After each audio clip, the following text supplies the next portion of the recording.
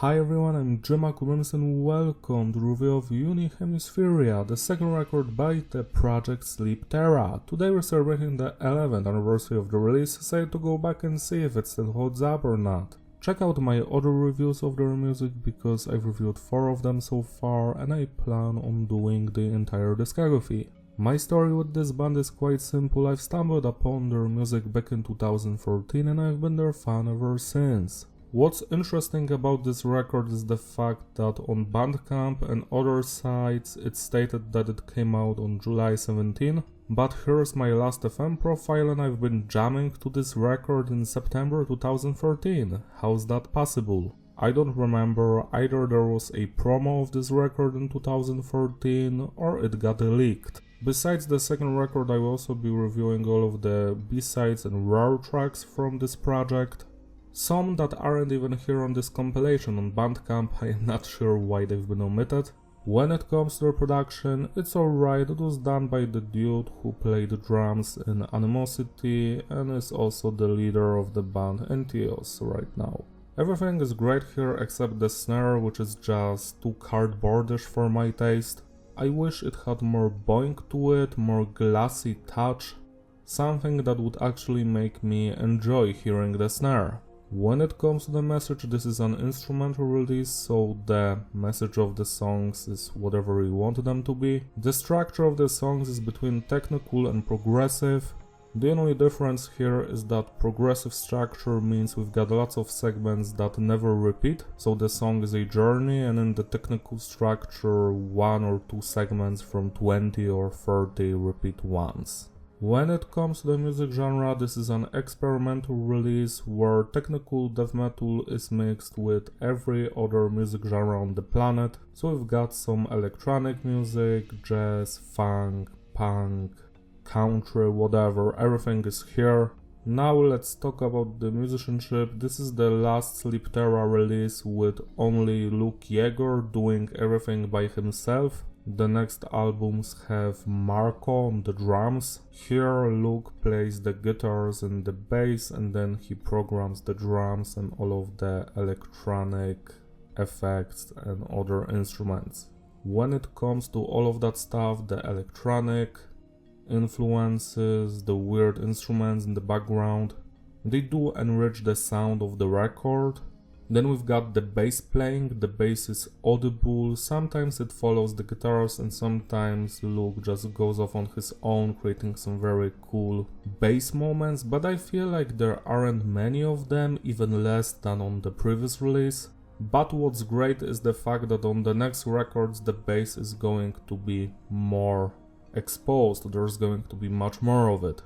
And finally let's talk about the guitar work. Luke is a genius when it comes to the guitar riffs. We've got some crunchy, heavy tech death riffs mixed with those more groovier parts, intricate, clean guitar playing here and there, fantastic guitar solos, etc. It's all here. But I must be honest with you, comparing this record with every other Sleep Terra release, even including all of the B-sides and rarities, it seems a little bit generic, in the sense that I don't feel a lot of energy and happiness from the playing, a feeling that I do get while listening to every other Sleep Terra release. I am not sure if it's the production or something else, but it's here.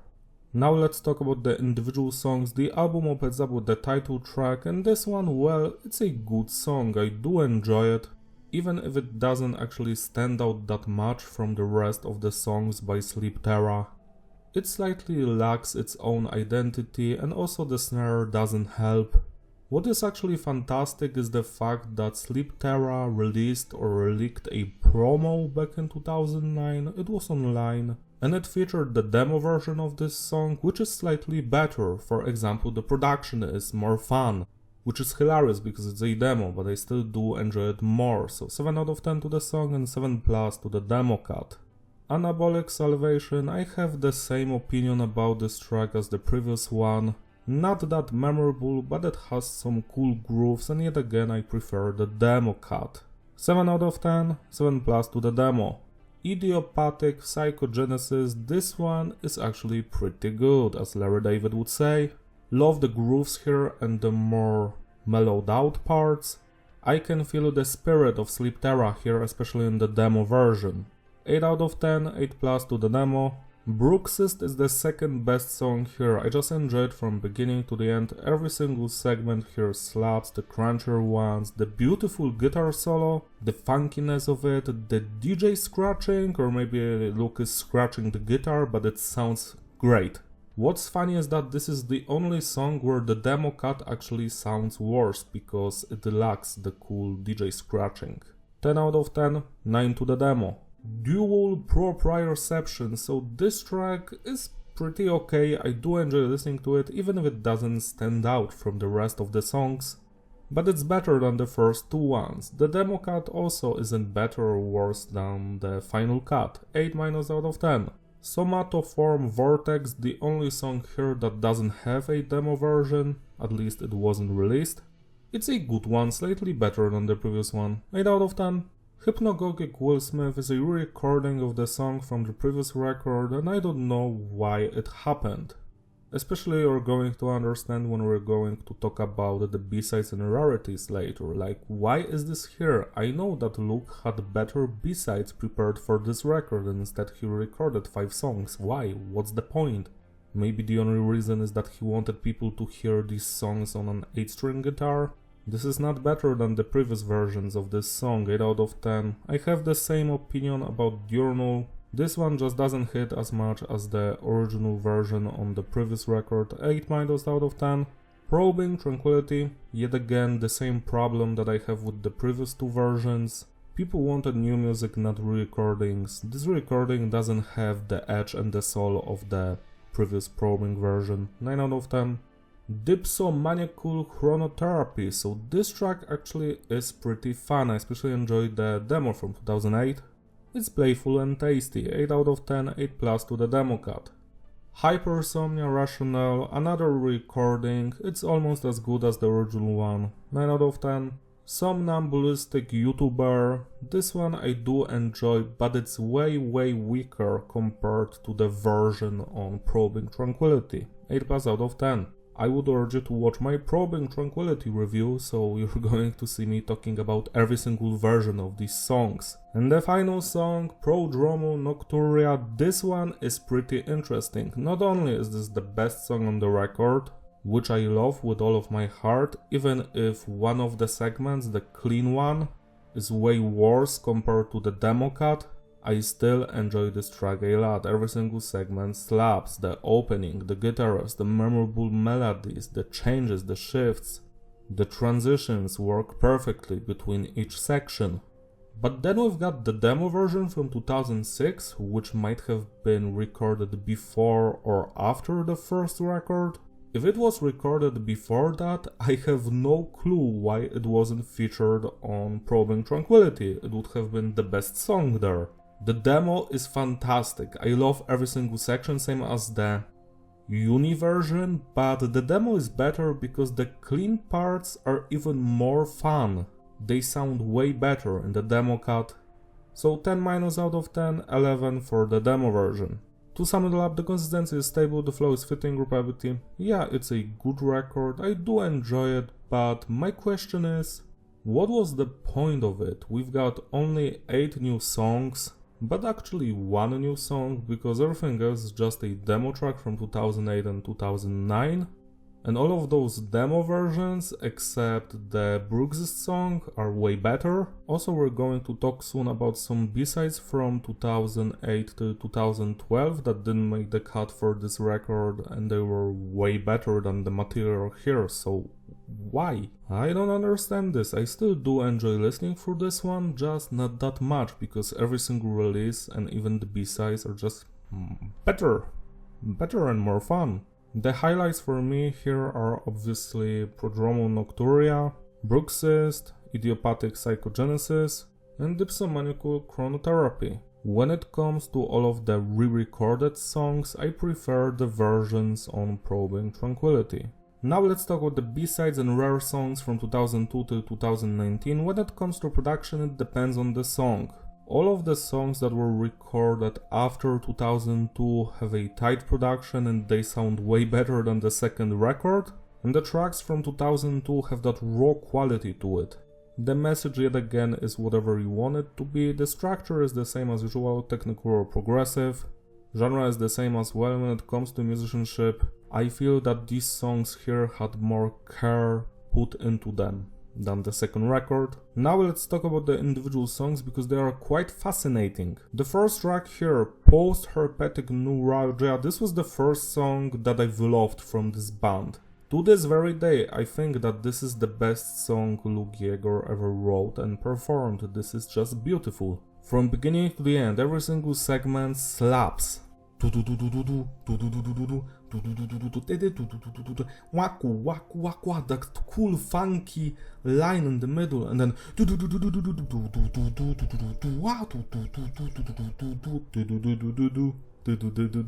and the bridge happens and it's phenomenal.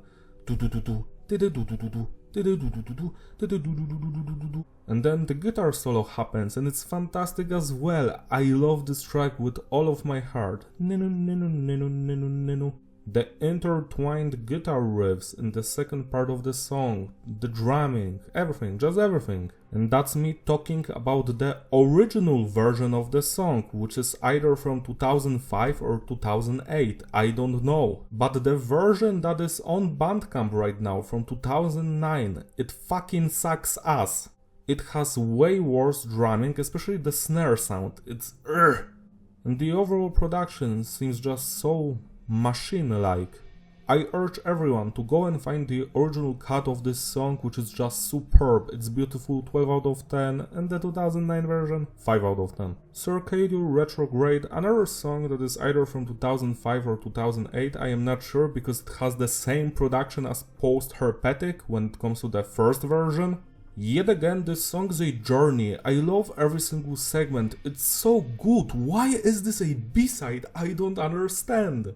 Even the 2009 version that is featured on Bandcamp isn't that bad actually. It's of course way weaker than the original version, but it's still listenable. So 10 out of 10 to the original one, 8 out of 10 to the version that is on Bandcamp right now. Oracle of Homicide, so this song got leaked in 2009 as Conscience Astray on the internet, and the Bandcamp page states that it was recorded in 2012, but why when you could find it in 2009? And it also might be actually from 2005, so that version we don't know the year where it's from. It might be 2005 or 2008, it's definitely not 2012. And I must say that this song slaps. It has the old school Sleepterra vibe. I love the riffs, the crunchiness, the bassline, the drumming, just everything. It's fantastic. And then we also have a 2002 version of this song, which didn't make the cut for the first EP of Sleepterra. I'm probably going to surprise you, but I prefer the 2002 version, it just has better riffs and sound overall. It's better constructed compared to the re-recording, but both of those to me personally are 10 out of 10. The Hoax That Provokes the Wake, this song isn't on Bandcamp, but guess what, it's on YouTube. It was posted in 2012, not sure if it was recorded in 2012, but it slaps. It's a total banger. It's not perfect by any means, I don't enjoy the clean part in the middle, but everything else is on point. Can you see that right now we have 4 songs that are better than most of the tracks on the second album and they are not on the second album? What the hell? 9 out of 10. Bump Your Local KFC, I'm not sure if this is an official title because it was later changed on Bandcamp to VU1. On the Bandcamp it stated that this song and the next one were recorded in 2005, but they got released on a promo in 2009, so maybe they were recorded in 2008, we don't know. This track is a banger, it's short but sweet, it's heavy, it's sweet, it's straight to the point. How couldn't this be chosen for the record is beyond my comprehension, 10 plus out of 10. And I could say the same exact thing about Humans for Milk or VU2. This one is stellar, every single section here slaps, it's 90 seconds of pure madness, 10 plus out of 10. Now we've got 4 songs from the 2002 EP, Lattice of Advanced Paranoia, and this one is pretty good. I wonder why it wasn't re-recorded for the first record. It's better than Hypnogogic Will Smith, 8+ out of 10. Orthodontic Shovel, now this is one of the weaker songs by Sleep Terra. I still do enjoy it, but it's more on the level of the second album, to be quite honest, 7 out of 10. Meager Apparatus, on the other hand, brings back the energy. I do enjoy it, especially the breakdown part, it's really slammy. 8 out of 10. Cadaverous Eyes might be actually the worst Sleep Terra song, but it's still pretty good. It has a long sample at the beginning and then it's like 40-second song. What's funny is that the 2002 version of Oracle of Homicide also has a sample where Vin Diesel is talking about something. Yeah, the same Vin Diesel from Chronicles of Riddick and Fast and Furious. 7 out of 10.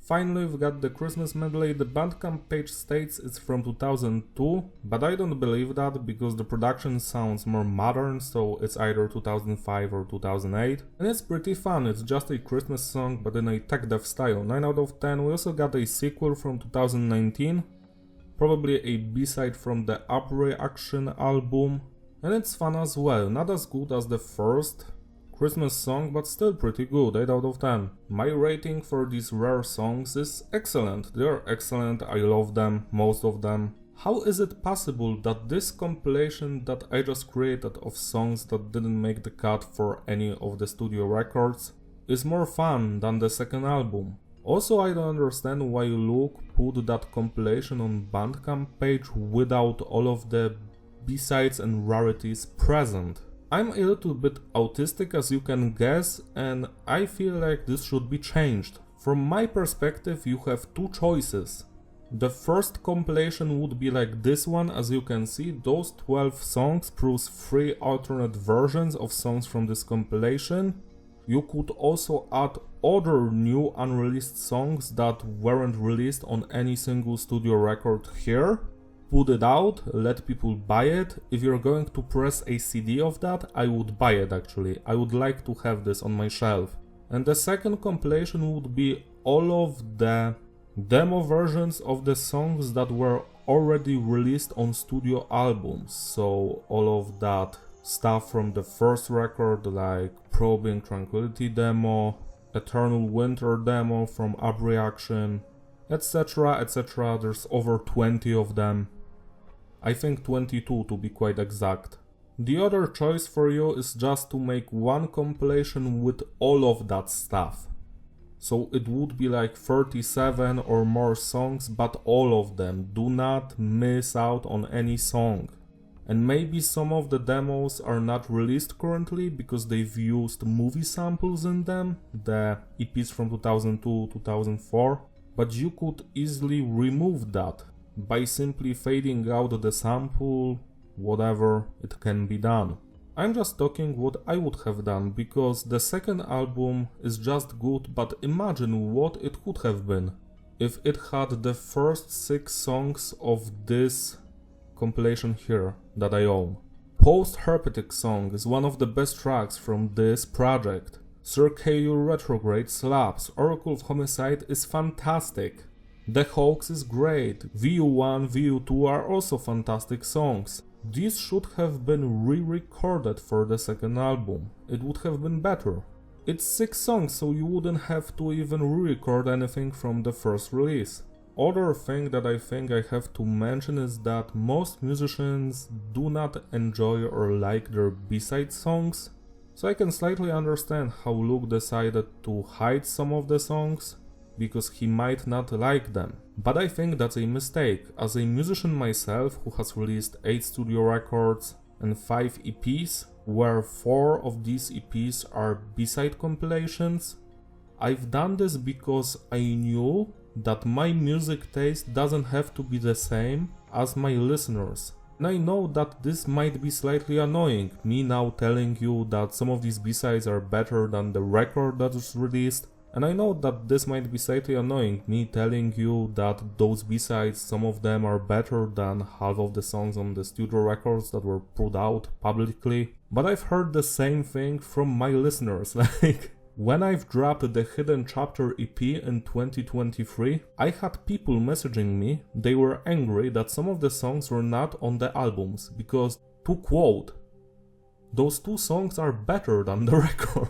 And of course, that's harsh and you don't want to hear that, but I just want people to have fun with the music. I have my own concept in mind, because the last 5 records from me were concept albums, and I remove some of the songs that do not fit the concept or I don't like them at all. But I always put out the EP with songs I don't like, so some people can like them, and that's okay. I don't think that is infecting me as an artist, as a creator. It's okay. And I wish all of the musicians out there had the same mindset as me. You can say whatever you want, but I wish that the world would work like that.